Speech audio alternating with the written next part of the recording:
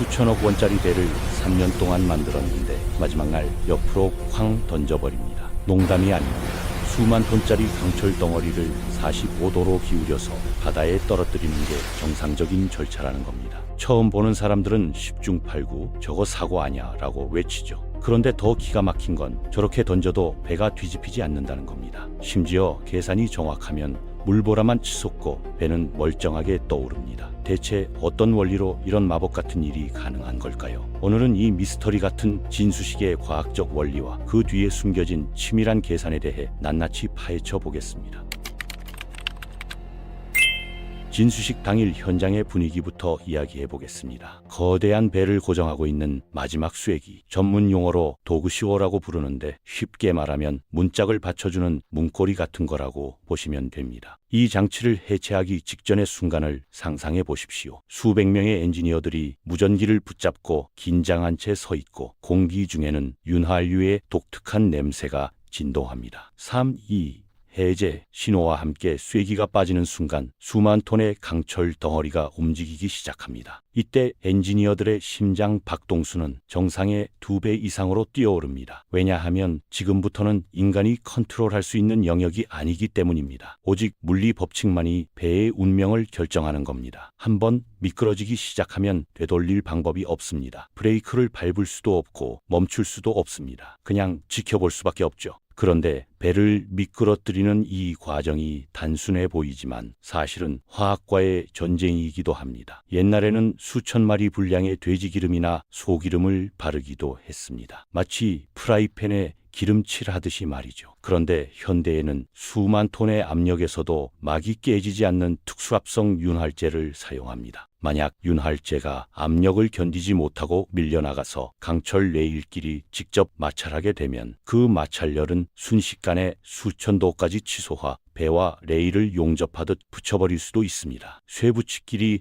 세게 문질러서 불을 피우는 원시인의 방법과 같은 원리죠. 진수식이 멈출 수 없는 쇼인 이유는 바로 이 때문입니다. 우선 가장 먼저 이해해야 할 건 왜 하필 배를 옆으로 던지느냐는 겁니다. 상식적으로 생각하면 비위로 천천히 밀어넣거나 아니면 물을 채운 도가 안에서 조용히 띄우는 게 훨씬 안전해 보입니다. 그런데 현실은 그렇게 단순하지 않습니다. 전 세계 조선소 중 상당수가 넓은 바다가 아니라 좁은 강이나 수로 옆에 위치해 있습니다. 마치 좁은 골목에 주차된 차를 빼내야 하는 상황과 비슷하다고 보면 됩니다. 이런 곳에서 수천 톤짜리 배를 뒤로 길게 밀어 넣으려면 어마어마한 공간이 필요한데 현실적으로 불가능한 경우가 많습니다. 그래서 나온 해결책이 바로 측면 진수, 옆으로 던지는 방식입니다. 공간은 절약되고 배의 앞부분과 뒷부분이 거의 동시에 물에 닿기 때문에 효율적이기까지 합니다. 물론 다른 방법들도 있습니다. 전통적인 종방향 진수는 배를 뒤로 스르륵 밀어넣는 방식인데 구조는 단순하지만 거대한 현대 선박에는 적합하지 않습니다. 용골이라는 배 밑바닥 구조물, 쉽게 말하면 배의 등뼈 같은 부분이 뒤틀릴 위험이 크기 때문입니다. 가장 안전한 방법은 플로팅 독이라는 거대한 수조에 배를 넣고 물을 천천히 채워서 떠오르게 하는 건데 이건 비용과 시간이 엄청나게 듭니다. 항공모함이나 초대형 유조선 같은 초고가 선박에나 쓰이는 방식이죠. 최근에는 에어백 진수라는 방법도 있는데 거대한 고무 튜브위로 배를 굴리는 겁니다. 비용 대비 효율은 좋지만 정밀도가 떨어져서 소형 선박에만 사용합니다. 결국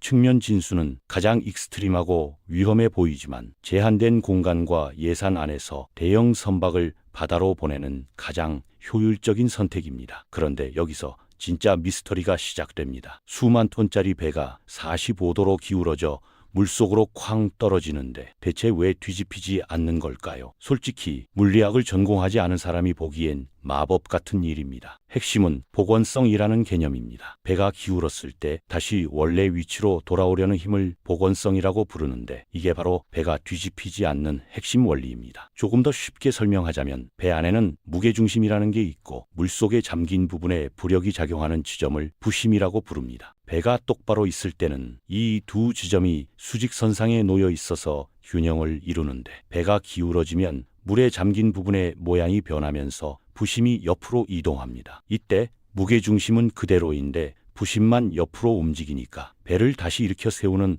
회전력, 이걸 복원 모멘트라고 부르는데 이 힘이 발생하는 겁니다. 이걸 일상적인 예로 들면 오뚜기를 떠올리면 됩니다. 오뚜기는 밑바닥에 무거운 추가 달려 있어서 아무리 넘어뜨려도 다시 일어나지 않습니까? 배도 정확히 같은 원리입니다. 무게중심이 낮고 부심의 위치가 적절하게 설계되어 있으면 45도로 기울어져도 자동으로 바로 서는 힘이 작용합니다. 엔지니어들은 이 복원성을 메타센터라는 가상의 지점으로 계산하는데 무게중심이 메타센터보다 아래에 있으면 배는 절대 뒤집히지 않습니다. 보통 5만 톤급 선박의 메타센터 높이는 1m에서 2m 정도로 설계되고 이 정도면 30도 기울어진 상태에서도 10초 안에 원래 상태로 복원됩니다. 그런데 여기서 재미있는 역사적 사례를 하나 말씀드리겠습니다. 1907년 이탈리아에서 만든 프린치페사 졸란다라는 호화 유람선이 있었습니다. 당시 최고급 자재로 만들어진 말 그대로 바다 위의 궁전이었죠. 수천 명의 관중이 모인 가운데 진수식이 시작되었고 배는 천천히 물속으로 미끄러져 들어갔습니다. 그런데 물에 닿자마자 배 그대로 옆으로 누워버렸습니다. 관중들은 경악했고 배는 결국 침몰했습니다. 원인이 뭐였을까요? 엔지니어들이 상부 구조물의 무게를 잘못 계산한 겁니다. 더 황당한 건 진수식 전에 배 안에 호화로운 가구와 장식품을 미리 다 채워 넣었다는 겁니다. 배의 무게 중심이 너무 높아져서 복원력을 잃어버린 거죠. 이 사건은 아무리 아름답고 비싼 배라도 물리 법칙을 무시하면 쓸모없는 고철 덩어리가 된다는 걸 보여주는 역사적 교훈입니다. 복원성만으로는 설명이 부족합니다. 배가 물에 떨어지는 순간 엄청난 충격이 가해지는데 왜 선체가 부서지지 않는 걸까요? 여기서 두 번째 비밀인 배수량이 등장합니다. 배수량이란 배가 물에 떠 있을 때 밀어내는 물의 무게를 말하는데 이게 곧 배가 받는 부력과 같습니다. 배가 물속으로 떨어지는 순간 배가 밀어내는 물의 양이 엄청난 저항으로 작용해서 추락 속도를 급격히 늦춰줍니다. 마치 수영장에 다이빙할 때 물이 우리 몸을 받아주는 것처럼 바닷물이 거대한 에어백 역할을 하는 겁니다. 게다가 배의 형태 자체가 충격을 흡수하도록 설계되어 있습니다. 넓은 선폭과 V자 형태의 용골이 무대 저항을 최대한 활용해서 롤링, 즉 옆으로 기울어지는 움직임을 최소화합니다. 그런데 배가 물에 쾅 떨어질 때 겉으로 보이는 것보다 훨씬 더 복잡한 일이 벌어집니다. 배의 내부에서 말입니다. 배의 뼈대 역할을 하는 늑골과 격벽이라는 구조물이 있는데 이게 5G에서 10G 정도의 충격을 견뎌내야 합니다. G는 중력 가속도를 뜻하는데 10G면 배의 무게가 순간적으로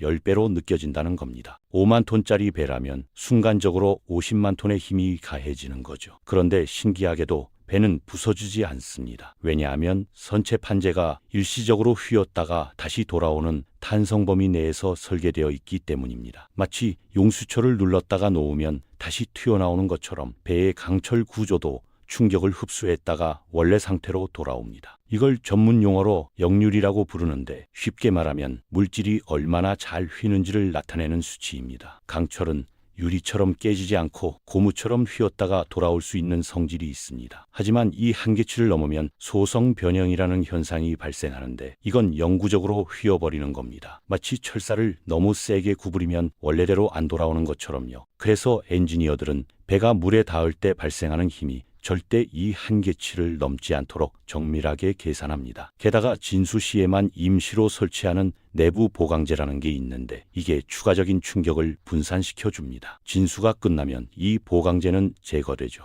배가 물에 떨어질 때 발생하는 또 다른 현상은 바로 거대한 파도입니다. 수만 톤의 배가 한꺼번에 입수하면서 만드는 물기둥은 수십 미터 높이로 치솟고 그 파도는 사방으로 퍼져나갑니다. 마치 욕조에 들어갈 때 물이 넘치는 것과 비슷한데 규모가 수천 배는 큰 거죠. 이 파도는 주변 항만시설이나 구경하는 사람들에게 위협이 될 수 있습니다. 그래서 조선소들은 이 파도를 억제하기 위해 수중에 소파블록, 쉽게 말하면 파도를 깨뜨리는 콘크리트 덩어리 같은 구조물을 설치하거나 물의 흐름을 유도하는 방파제를 만들어 놓습니다. 실제로 1915년 영국에서 진수된 HMS 엘비언이라는 전함은 진수식 중에 발생한 파도로 관중석이 붕괴되는 사고가 있었습니다. 당시에는 지금처럼 정밀한 계산 기술이 없었기 때문에 예상치 못한 변수들이 종종 사고를 일으켰던 겁니다. 여기까지 들으면 그래도 불안한데 라고 생각하실 겁니다. 맞습니다. 아무리 물리 법칙이 작용한다고 해도 수천억 원짜리 배를 던지는 건 엄청난 모험입니다. 그래서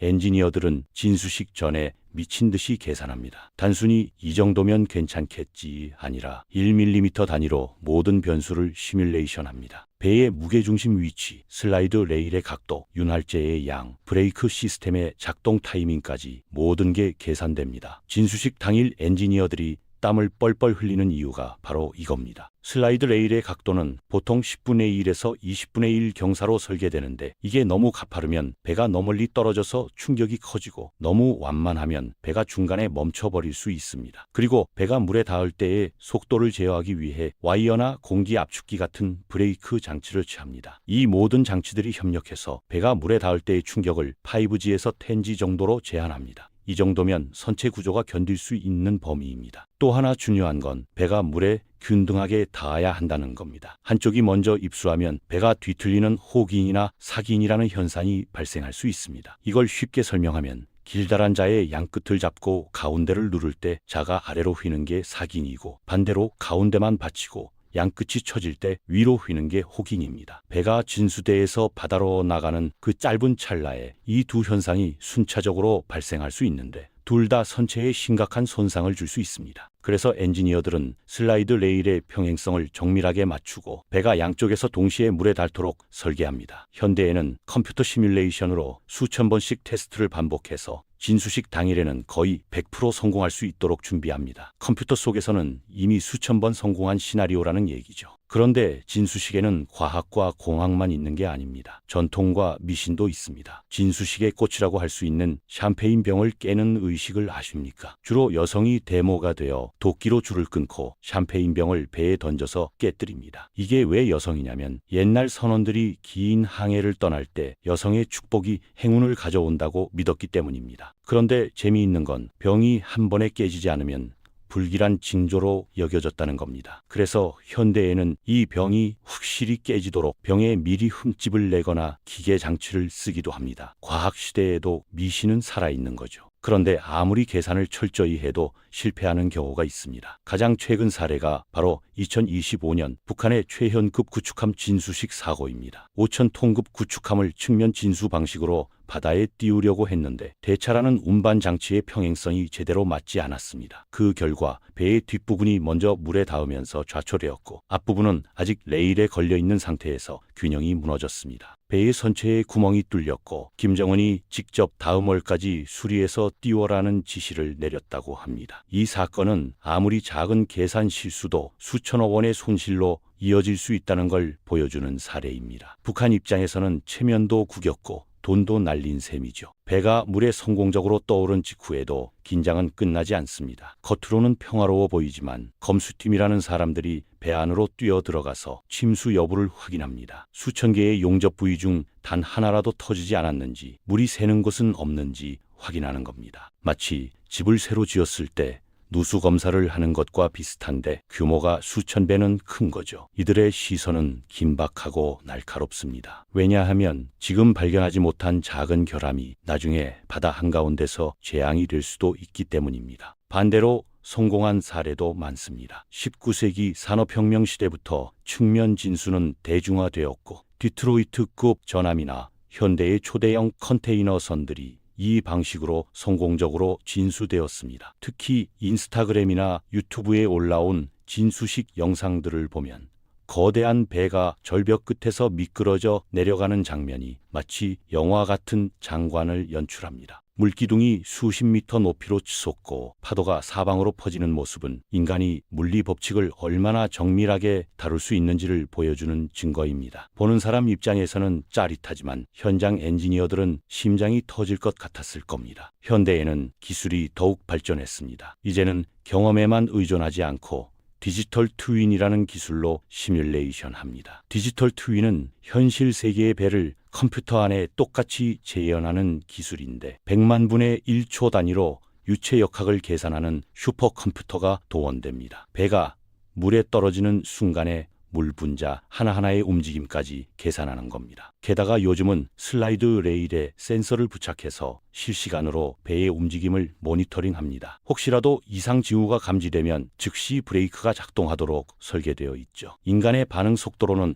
불가능한 일을 인공지능이 해내는 겁니다. 최근에는 스마트 진수 시스템도 도입되고 있습니다. 선체 곳곳에 광섬유 센서를 심어서 진수 순간 발생하는 아주 미세한 진동과 변형까지 실시간 데이터로 수집합니다. 마치 사람의 혈압과 맥박을 재는 것처럼 배의 건강 상태를 실시간으로 체크하는 거죠. 이 데이터는 다음 배를 만들 때 소중한 자산이 됩니다. 이제 진수식은 단순한 축하 행사를 넘어 인류가 만든 가장 거대한 구조물이 자연과 처음 만나는 순간의 데이터를 기록하는 거대한 실험실이 된 셈입니다. 물론 현대에는 플로팅 독 방식이 점점 더 많이 사용되고 있습니다. HMM-RS-5 같은 초대형 컨테이너선은 독 방식으로 진수되었는데 안전성이 월등히 높기 때문입니다. 하지만 여전히 소형 조선소나 예산이 제한된 프로젝트에서는 측면 진수가 주요 방법으로 쓰이고 있습니다. 비용 대비 효율이 뛰어나고 제대로만 계산하면 충분히 안전하기 때문입니다. 돈이 충분하면 안전한 방법을 쓰겠지만 현실은 그렇지 않으니까요. 진수식은 단순한 이벤트가 아닙니다. 수천 명의 엔지니어와 노동자들이 3년 이상 밤낮 없이 일한 결과물을 바다에 띄우는 순간이고, 동시에 인간이 물리 법칙을 얼마나 정밀하게 이해하고 활용할 수 있는지를 증명하는 순간입니다. 거대한 강철 덩어리가 45도로 기울어져 물속으로 떨어지지만